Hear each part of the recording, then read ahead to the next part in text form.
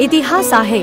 सोलापूरच्या एकेकाळच्या गिरणगावाची निशाणी असलेली लक्ष्मी विष्णू कापड गिरणीच्या लक्ष्मी युनिटची सुमारे 125 वर्षांची जुनी 50 फूट उंच चिमणी धोकादायक ठरल्याने आज अखेर जमीनदोस्त करण्यात आली। ही चिमणी पाडल्यामुळे या कापड गिरणीच्या बेकार कामगारांचे वारसदार आणि कुटुंबियांसह आधुनिक सोलापूरचे इतिहासप्रेमी हळहळले।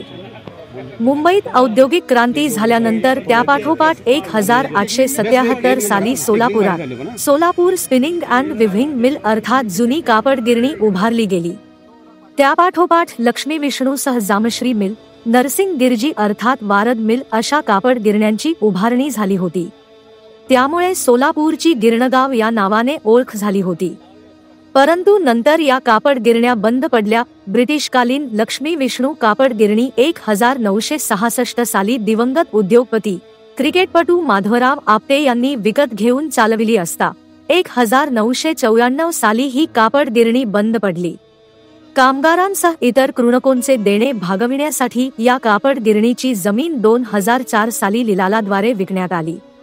निझामाबादच्या ट्रान्स एशियन कंपनीने ही जमीन खरेदी केली। नंतर अंतरिक्ष मल्टीकॉम ली कंपनीने ही जमीन ताब्यात घेतली। अलीकडे या जमिनीवर निवासी संकुले उभारण्यात आली आहे। लक्ष्मी मिलच्या जागेवर असलेली 50 मीटर उंच चिमणी अलीकडे धोकादायक स्थितीत होती।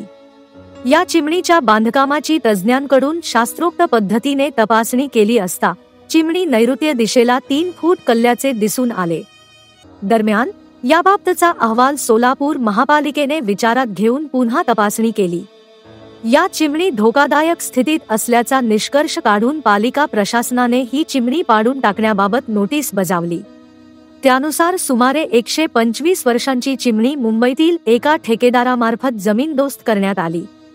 विष्णू मिलची चिमणी ही यापूर्वी धोकादायक असल्याची सबब पुढे करून पाडण्यात येत होती। परंतु वारसा वास्तू जतन होण्यासाठी नागरिकांनी विरोध केल्यामुळे काळ्या दगडी बांधकामाची ही चिमणी वाचली आहे। ब्युरो रिपोर्ट जम न्यूज इंडिया।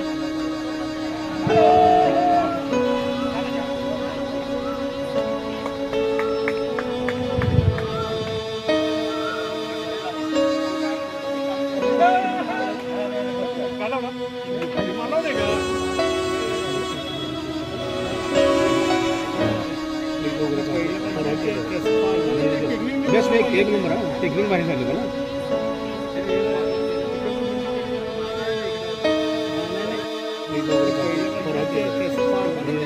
बस में एक नंबर है टेक्निक बारे में ना।